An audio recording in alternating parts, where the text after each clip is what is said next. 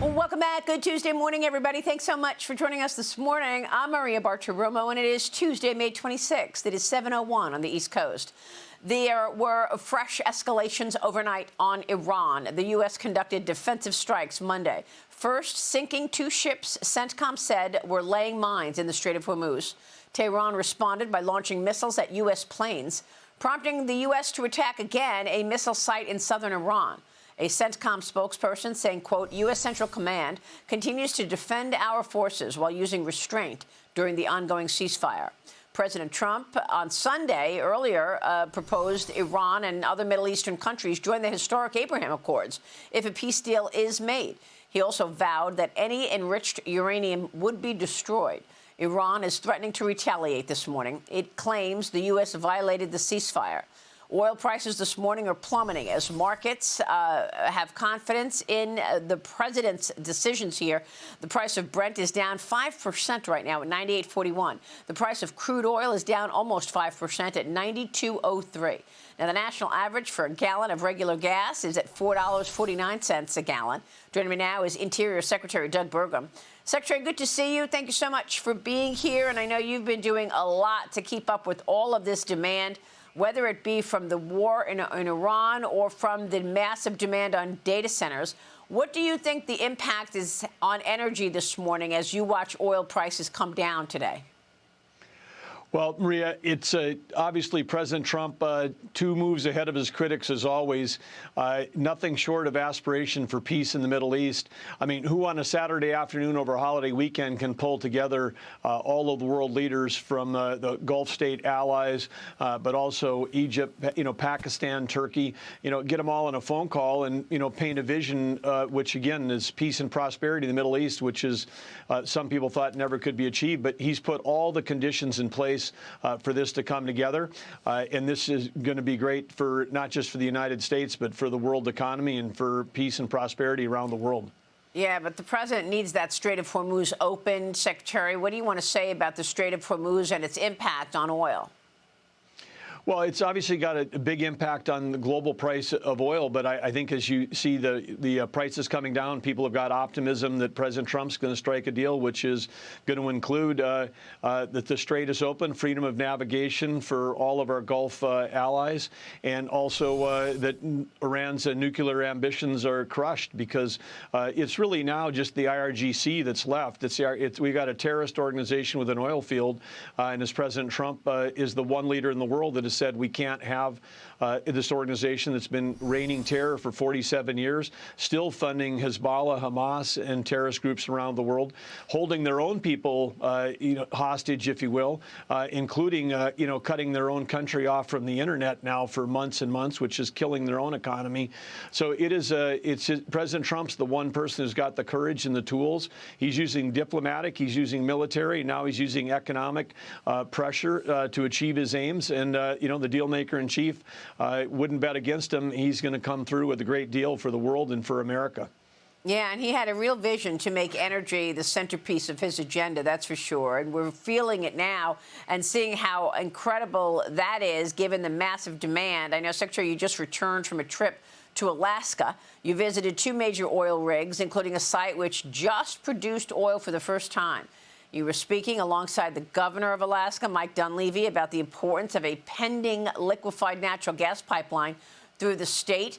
And your department has been making big moves to increase domestic oil production. You recently held a major oil and gas lease sale in Texas and Mexico. What can you tell us in terms of the demand side of things and how the U.S. can increase and do all hands on deck in terms of oil production?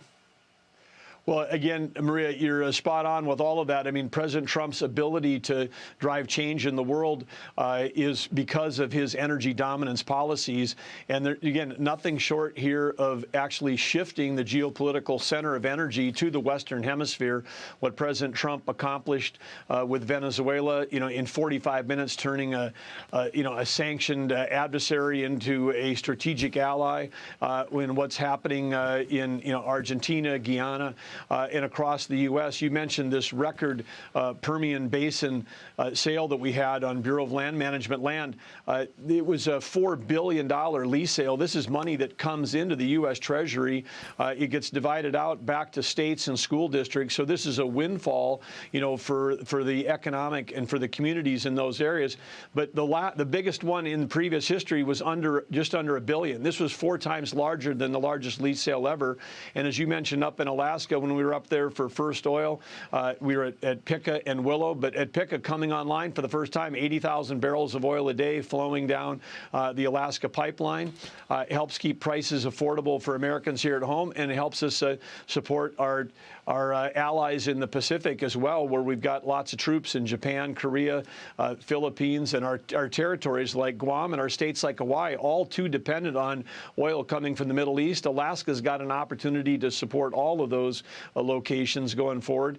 And again, touching all of this, less than 1% of the mineral acreage managed by Interior were involved in these lease sales. I mean, the abundance of energy resources in this country, whether it's for fuel and transportation or whether it's for AI, we're in a fantastic position as a country.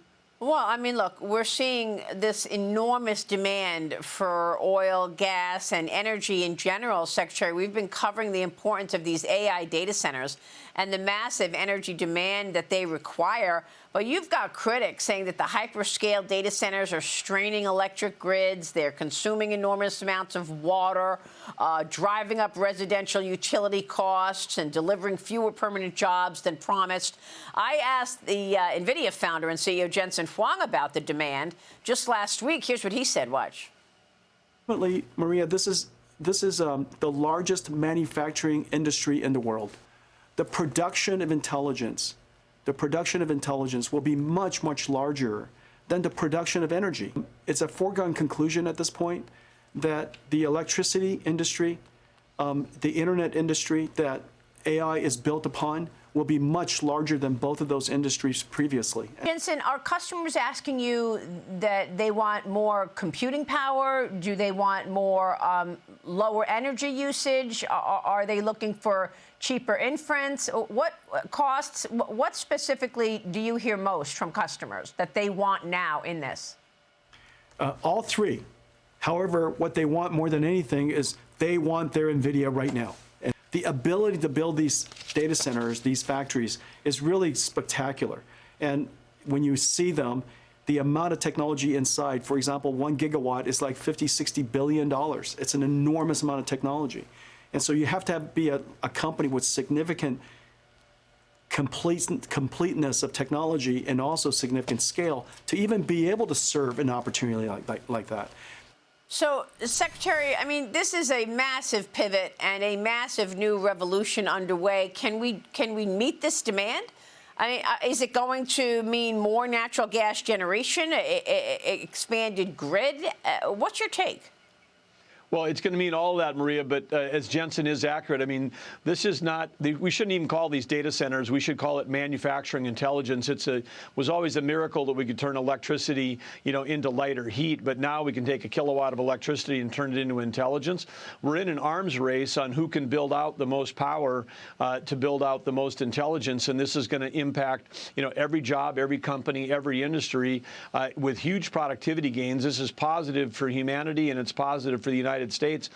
China is our arch rival here. China, with streamlined or no permitting at all, can just blow through all the regs and build what they need to build. In the U.S., we're finding opposition. But one of the things, I mean, Kevin O'Leary reported on it last week. More people should be. But there's a concentrated information propaganda war that's geo-targeted. Any place that's trying to build data centers is getting bombarded with foreign-directed propaganda to try to block these from being built. So this is, again, just another attack on the U.S. and our ability to be competitive. So people have to be smart about it. But when you take a look at CapEx from a business view, I mean, the largest CapEx spenders in the world today, right now, are the hyperscalers in the U.S. Their budgets for this year were about $400 billion. Some of them have already announced doubling them for next year. So it could be an $800 billion CapEx expenditure to build out data centers and the power to run them. And that's more than, autos and manufacturing and everybody else all combined, like the next 5 industries, these top companies have these budgets. But we absolutely need it, and we need it whether it's for curing cancer, we need it for defense, we need it for education.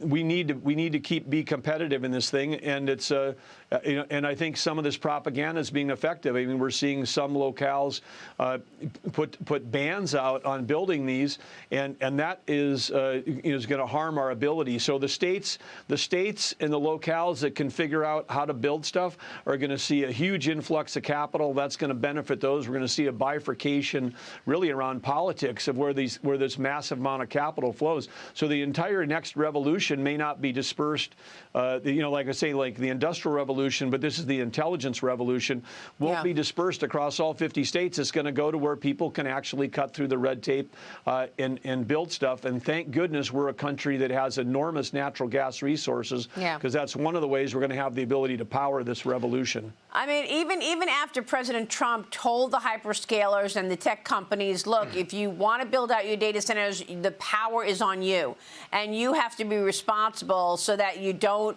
weaken our grid. But you hear people like Bernie Sanders and Elizabeth Warren, they want these moratoriums in place. They don't want this data center build out. I mean, Secretary, even Pope Leo this weekend issuing a major document Monday focused largely on the implications of the rise of artificial intelligence.